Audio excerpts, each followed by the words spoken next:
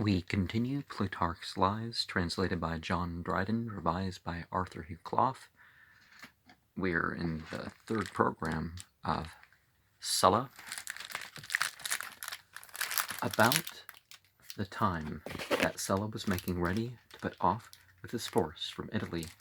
besides many other omens which befell Mithridates, then, staying at Pergamus, there goes a story that a figure of victory, with a crown in her hand, which the Pergamenians by machinery from above let down on him, when it had almost reached his head,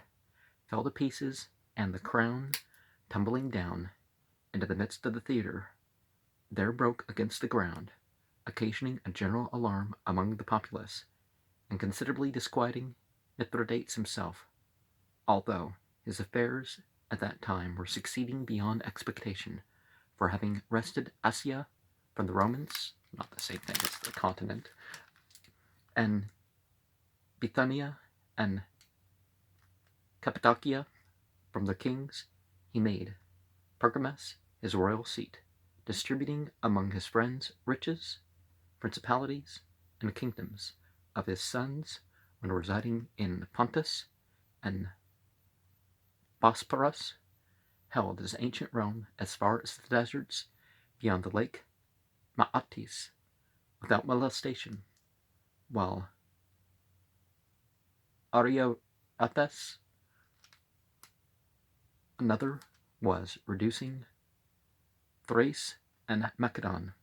with a great army to obedience. His generals, with forces under them,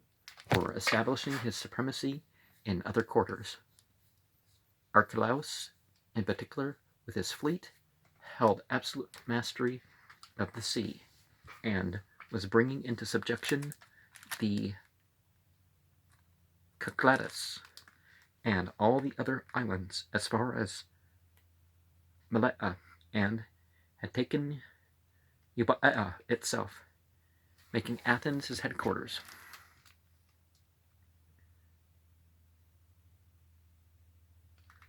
From thence as far as Thessaly, he was withdrawing the states of Greece from the Roman allegiance, without the least ill success except in Chaeronea, for here Proteus Sylla, lieutenant to Sentius, governor of Macedon,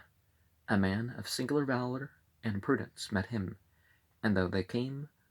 like a torrent pouring over Boeotia, made stout resistance, and thrice giving him battle near Chaeronea, repulsed and forced him back to the sea, but being commanded by Lucius Lucullus to give place to his successor, Sylla, and resigned the war to whom it was decreed, he presently left Boeotia and retired back to Sentius, although his success had outgone all hopes, and Greece was well disposed to a new revolution upon the account of his gallant behavior. These were the glorious actions of Proteus. Sylla, on his arrival, received by their deputations the compliments of all the cities of Greece, except Athens, against which, as it was compelled by the tyrant Aristion to hold for the king, he had advanced with all his forces, and investing the Piraeus, laid formal siege to it, employing every variety of engines, and trying every manner of assault, whereas, had he forborne but a little while, he might without hazard have taken the upper city by famine, it being already reduced to the last extremity, through want of necessaries.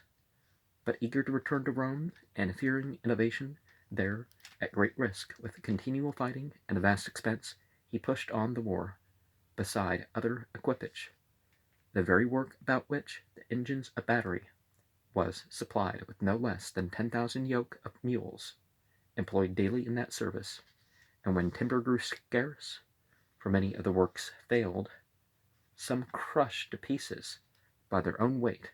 others taking fire by the continual play of the enemy. He had recourse to the sacred groves, and cut down the trees of the academy, the shadiest of all the suburbs, and the Lacume. A vast sum of money being wanted to carry on the war, he broke into the sanctuaries of Greece, that of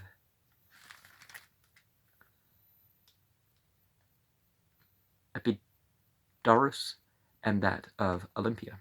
sending for the most beautiful and precious offerings deposited there. He wrote likewise to the Amphictyons that he would keep it more securely, or in case he made use of it, restore as much. He sent Caphis the Phocian, one of his friends, with this message, commanding him to receive each item by weight. Caphis came to Delphi, but was loth to touch the holy things, and with many tears, in the presence of the Amphictyons, bewailed the necessity, and on some of them declaring they heard the sound of a harp from the inner shrine, he, whether he himself believed it, or was willing to try the effect of religious fear upon Sylla, sent back an empress, to which Sylla replied in a scoffing way that it was surprising to him that Caphis did not know that music was a sign of joy, not anger. He should therefore go on boldly and accept what a gracious and bountiful God offered. Other things were sent away without much notice on the part of the Greeks in general, but in the case of the silver tun, that only relic of the regal donations, which its weight and bulk made it impossible for any carriage to receive, the Amphictyons were forced to cut it into pieces, and called to mind in so doing how Titus, Flaminius, and Manius Achilles, and again Paulus Amelius, one of whom drove Antiochus out of Greece, and the others subdued the Macedonian kings, had not only abstained from violating the Greek temples, but had even given them new gifts and honors, and increased the general veneration for them. They indeed, the lawful commanders of temperate and obedient soldiers, and themselves, great in soul and simple in expenses, lived within the bounds of the ordinary established charges, accounting it a greater disgrace to seek popularity with their men than to feel fear for their enemy, whereas the commanders of these times, attaining to superiority by force, not worth, and having need of arms one against another, rather than against the public enemy, were constrained to temporize in authority, and in order to pay for the gratifications with which they purchased the labor of their soldiers, were driven before they knew it to sell their commonwealth itself, and to gain the mastery over men better than themselves, were content to become slaves to the vilest of wretches. These practices drove Marius into exile, and again brought him in against Sylla. These made Cinna, the assassin of Octavius, and Fimbria of Flaccus, to which courses Sylla contributed, not the least, for to corrupt and win over those who were under the command of others, he would be munificent and profuse towards those who were under his own, and so while tempting the soldiers of other generals to treachery, and his own to dissolute living, he was naturally in want of a large treasury, and especially during that siege, Sylla had a vehement and implacable desire to conquer Athens, whether out of emulation, fighting as it were against the shadow of a once famous city, or out of anger.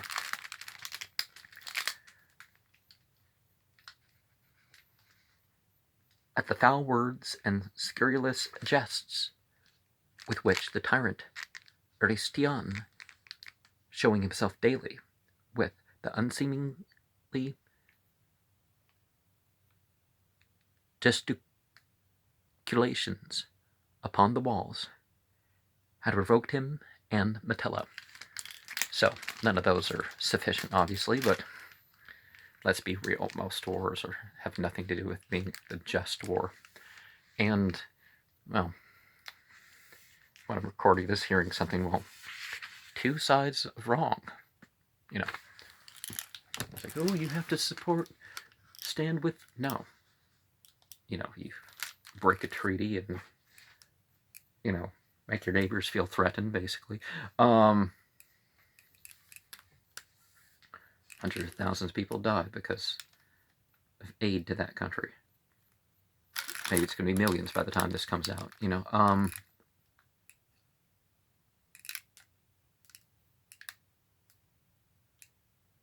The tyrant Aristion had his very being composed of wantonness and cruelty, having gathered into himself all the worst of Mithridates' diseased and vicious qualities, like some fatal malady, which the city, after its deliverance from innumerable wars, many tyrannies and seditions, was in its last days destined to endure. At the time when the medimnus of wheat was sold in the city for 1,000 drachmas, and men were forced to live on the feverfew growing round the citadel, and to boil down shoes and old bags for their food. I don't know how feverfew is as a food. He, carousing and feasting in the open face of day, then dancing in armor and making jokes at the enemy, suffered the holy lamp of the goddess to expire for want of oil, and the chief priestess, who demanded of him the 12th part of medimnus of wheat, he sent the like quantity of pepper. The senators and priests, who came as suppliants to beg of him to take compassion on the city, which treated for peace with Sylla, he drove away, and dispersed with a flight of arrows. At last, with much ado, he sent 2 or 3 of his revelling companions to parley, to whom Sylla, perceiving that they made no serious overtures towards an accommodation, but went on haranguing in praise of Theseus, Eumolpus, and the Median trophies, replied, "My good friends, you may put up your speeches and be gone. I was sent by the Romans to Athens, not to take lessons, but to reduce rebels to obedience." I may occasionally slip into the modern Latin or whatever sort of pronunciation, or the modern English way of thing, but I'm going to try to bring things into Greek, because obviously we're focusing on the Greek world. But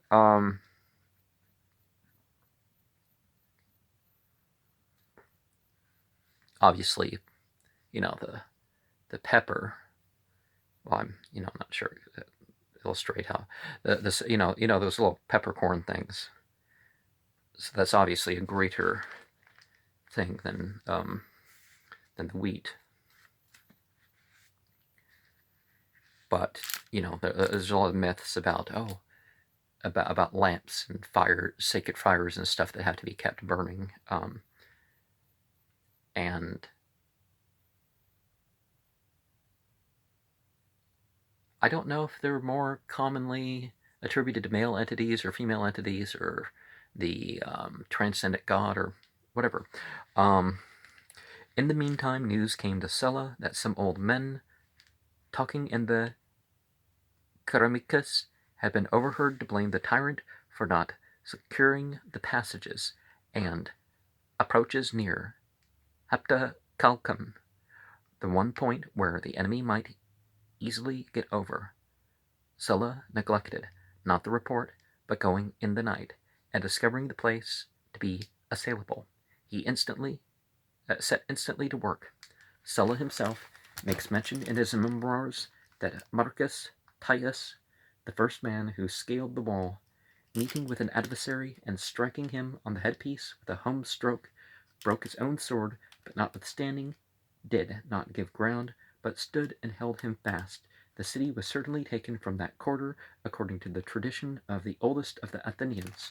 when they had thrown down the wall and made all level betwixt the Pyrrhic and Sacred Gate. About midnight Sylla entered the breach with all the terrors of trumpets and cornets sounding, with the triumphant shout and cry of an army let loose to spoil and slaughter. And scouring through the streets with swords drawn, there was no numbering the slain. The amount is to this day conjectured only from the space of ground overflowed with blood. For without mentioning the execution done in other quarters of the city, the blood that was shed about the marketplace spread over the whole Ceramicus within the double gate, and according to most writers passed through the gate and overflowed the suburb. Nor did the multitudes which fell thus exceed the number of those who out of pity and love for their country, which they believed was now finally to perish, slew themselves, the best of them, through despair of their country's surviving, dreaded themselves to survive, expecting neither humanity nor moderation in Sylla. Yeah, very often it's better to have been killed. And a considerable portion of the American prison population, it would have been better to them executed, even if they were innocent, than to be put through what they were. Better for their later decisions in life, probably. Some not, but most not, but it's. Yeah, but don't kill yourself because of fear of what's going to happen if you survive in the future. At length, partly at the instance of Midias and Caliphon, 2 exiled men, beseeching and casting themselves at his feet, partly by the intercession of these senators who followed the camp, having his fill of revenge, and making some honorable mention of the ancient Athenians. I forgive, said he, the many for the sake of the few, the living for the dead. He took Athens, according to his own memoirs, on the calends of March, coinciding pretty nearly with the new moon of Anthesterion, on which day it is the Athenian usage to perform various acts in commemoration of the ruins and devastations occasioned by the deluge, that being supposed to be the time of its occurrence. At the taking of the town, the tyrant fled into the citadel, and was there besieged by Curio, who had that charge given him. He held out a considerable time, but at last yielded himself up for want of water, and divine power immediately imitated its agency in the matter. For on the same day and hour that Curio conducted him down, the clouds gathered in a clear sky, and there came down a great quantity of rain, and filled the citadel with water. Not long after, Sylla won the Piraeus, and burnt most of it, amongst the rest Philo's arsenal, a work very greatly admired. In the meantime, Textiles, Mithridates' general, coming down from Thrace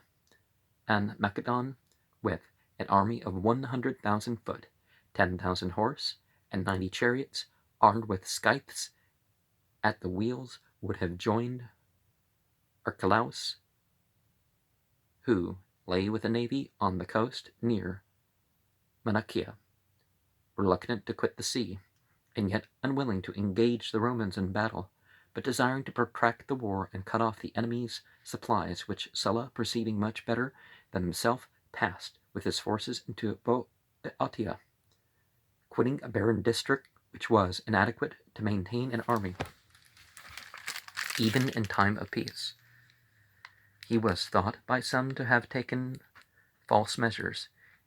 in thus leaving Attica, a rugged country and ill-suited for cavalry to move in, and entering the plain and open fields of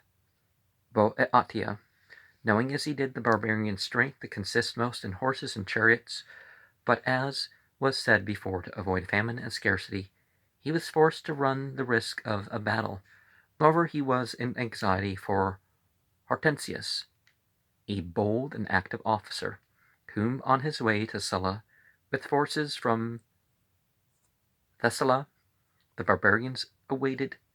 in the straits. For these reasons Sylla drew off into Boeotia.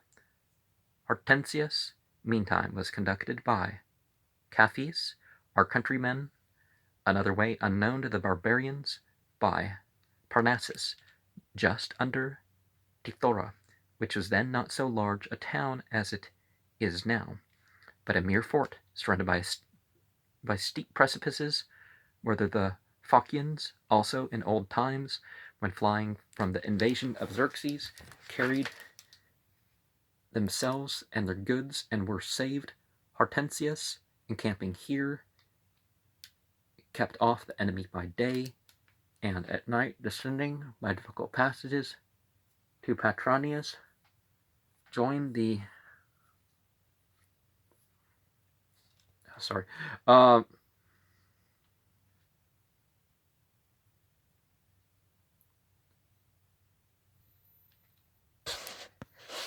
the forces of Sylla,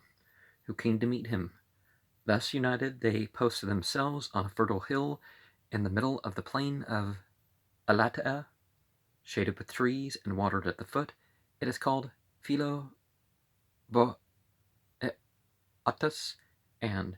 its situation and natural advantages are spoken of with great admiration by Sylla. As they lay thus encamped, they seemed to the enemy a contemptible number, for there were not above 1,500 horse, and less than 15,000 foot. Therefore the rest of the commanders, over-persuading Archelaus and drawing up the army, covered the plain with horses, chariots, bucklers, targets, and the clamor and cries of so many nations, forming for battle rent the air. Nor was the pomp and ostentation of their costly array altogether idle and unserviceable for terror, for the brightness of their armor, embellished magnificently with gold and silver, and the rich colors of their Median and Scythian coats, intermixed with brass and shining steel, presented a flaming and terrible sight as they swayed about and moved in their ranks, so much that the Romans shrunk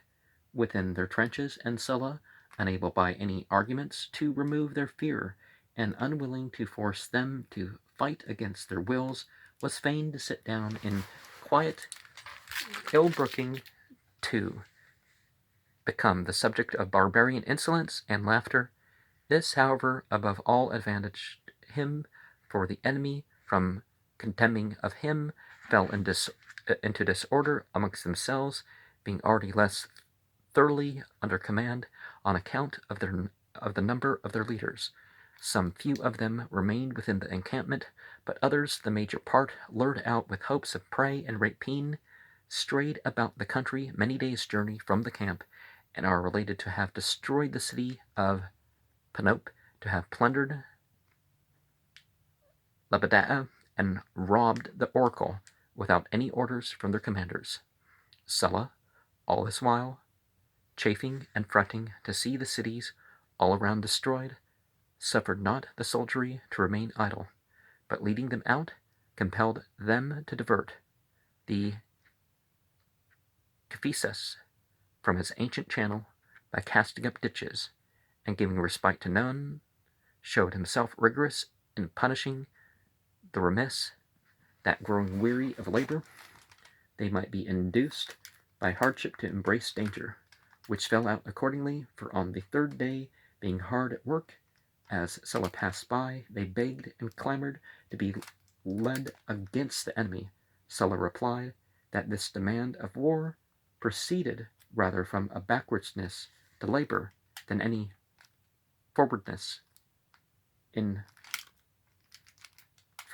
fight. Some missing letters again. But if they were in good earnest, martiality inclined, he bade them take their arms and get up thither, pointing to the ancient citadel of the Potamians, of which, at present, the city being laid waste, there remained only the rocky hill itself, steep and craggy on all sides, and severed from the Mount Hadalium by the breach of the river Assus, which, running between and at the bottom of the same hill, falling into Cephisus with an impetuous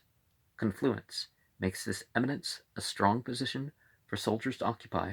Observing that the enemy's division, called the Brazen Shields, were making their way up thither, Sylla was willing to take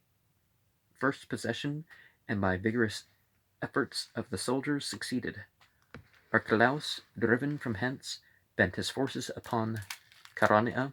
The Chaeroneians, who bore arms in the Roman camp, beseeching Sylla not to abandon the city, he dispatched Gabinius, a tribune, with 1 legion, and sent also the Chaeroneians, who endeavored but were not able to get in before Gabinius. So active was he, and more zealous to bring relief than those who had entreated it. Julia writes that Ericius was the man sent, not Gabinius. Thus narrowly did our native city escape. From Lebedea and the cave of Trophonius there came favorable rumors and prophecies of victory to the Romans, of which the inhabitants of those places gave a fuller account, but as Sylla himself affirms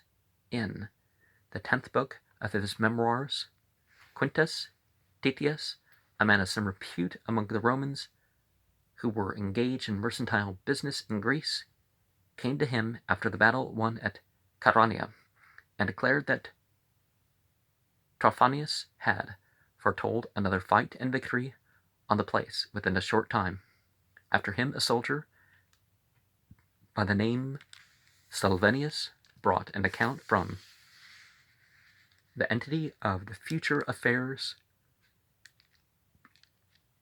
in Italy, or more likely the priest that was, figuring out what to say on the moment, right? As to the vision, they both agreed in this, that they had seen one who, in stature and in majesty, was similar to Jupiter Olympius. Sylla, when he passed over the Assus, marching under the Mount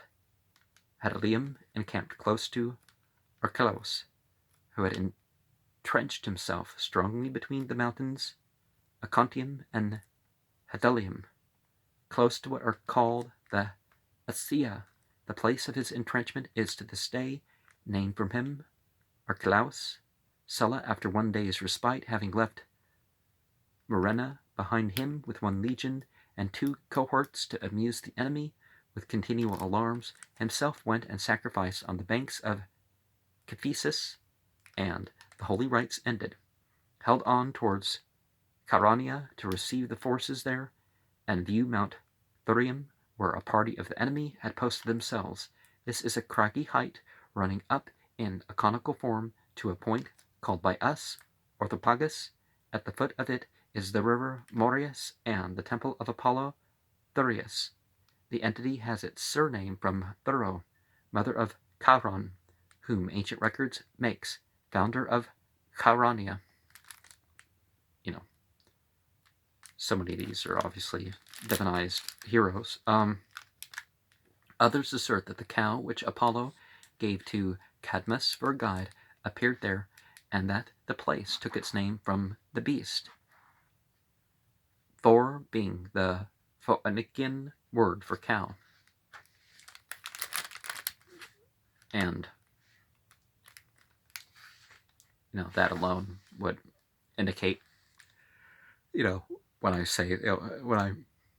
I'm not making fun. I just don't believe these things are gods, and these various daemon, I don't believe they're gods either. Real existence, yeah, sure, but you can worship them if you want, but that's not what I'm recommending. At Sylla's approach to Chaeronea, the tribune who had been appointed to guard the city led out his men in arms and met him with a garland of laurel in his hand, which Sylla accepting, and at the same time saluting the soldiers and animating them to the encounter, 2 men of Chaeronea, Homoleucus and Anaxidamus, presented themselves before him and offered with a small party to dislodge those who were posted on Thurium. For there lay a path out of sight of the barbarians from what is called Petricus along by the Museum. Museum? It's capitalized, so I guess that's how they said it. Museum, leading right down from above the Thurium.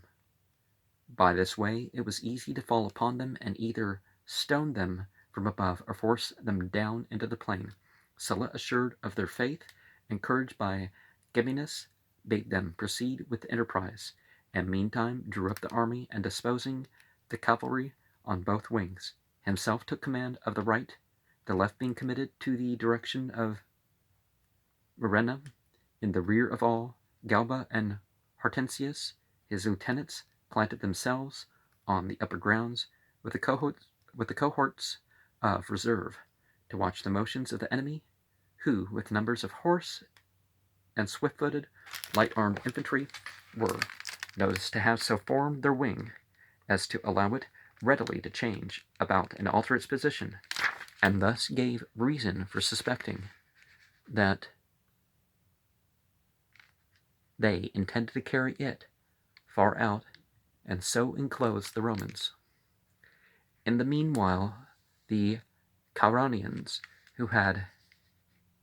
Ericius for commander by appointment of Sylla, covertly making their way round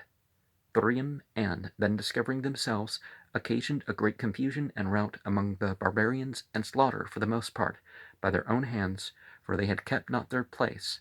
but, making down the steep descent, ran themselves on their own spears, and violently sent each other over the cliffs, the enemy from above pressing on and wounding them where they espoused their bodies, insomuch that there fell 3,000 about Thurium. Some of those who escaped, being met by Murena as he stood in array, were cut off and destroyed, others breaking through to their friends and falling pell-mell into the ranks, filled most part of the army with fear and tumult, and caused a hesitation and delay among the generals, which was no small disadvantage, for immediately upon the discomposure, Sylla, coming full speed to the charge, and quickly crossing the interval between the armies, lost them the service of their armed chariots, which require a considerable space of ground to gather strength and impetuosity,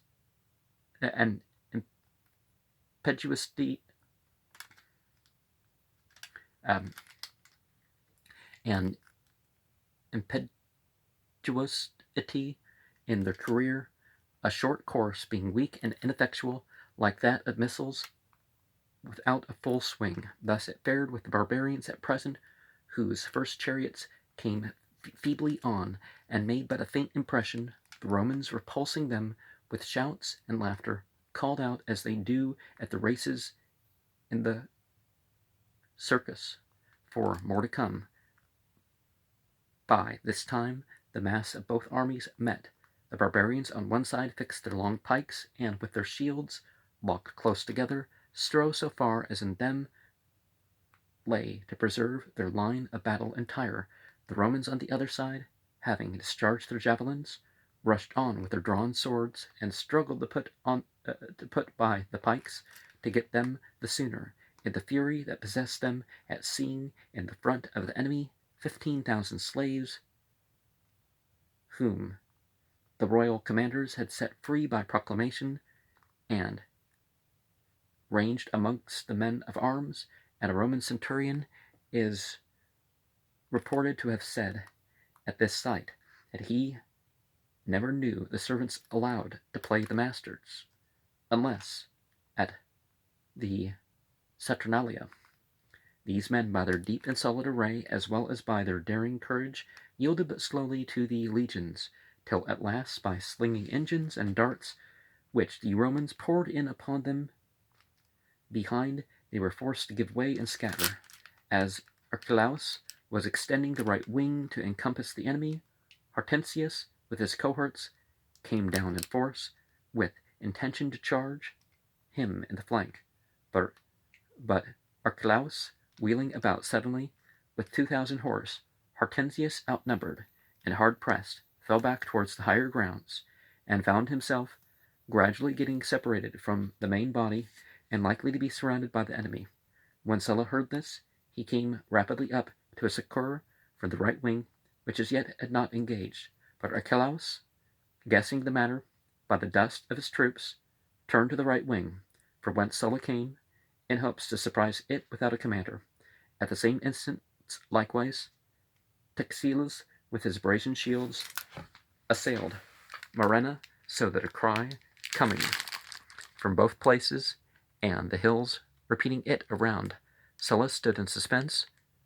which way to move. Deciding to resume his own station, he sent in aid to Marina 4 cohorts under Hortensius, and commanding the 5th to follow him, returned hastily to the right wing, which of itself held its ground on equal terms against Archelaus. Right wing, left wing has nothing to do with, less government, more government, or anything else, in the context of this book, which of itself held its ground on equal terms as against Archelaus, and at his appearance with one bold effort forced them back, and obtaining the mastery followed them, flying in disorder to the river and Mount Acontium. Sylla, however, did not forget the danger Marina was in, but hastening thither, and finding him victorious also, then joined in the pursuit. Many barbarians were slain in the field, many more were cut in pieces as they were making into the camp. All of the vast multitude, 10,000, only got safe into Chalcis, and Sylla writes that there were but 14 of his soldiers missing, and that 2 of these returned towards evening. He therefore inscribed on the trophies the names of Mars, Victory, and Venus, and having won the day no less by good fortune than by management and force of arms, this trophy of the battle in the plains stands on the place where Archelaus first gave way, near the stream of the Mulus. Another is erected high on the top of Thurium, where the barbarians were environed, with an inscription in Greek, recording that the glory of the day belonged to Homoloicus and Anaxidamus. Sylla celebrated his victory at Thebes with spectacles, for which he erected a stage near Oedipus's wall. The judges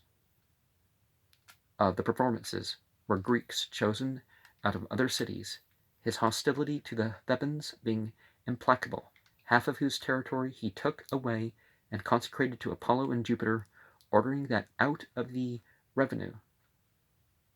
compensation should be made to the entities for the riches himself had taken from them. And, well, in one way or another, it's good for a general not to make it completely about, his own wealth or something. But why these entities versus others? Certainly Mars, of course Mars is an entity, but there's the what people call the god of Mars and the goddess of Venus, and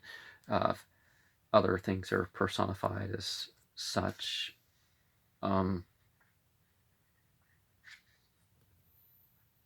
But Apollo is like the sun, and Jupiter is like the planet Jupiter, but that really comes from Yes Pieter, Father God, basically.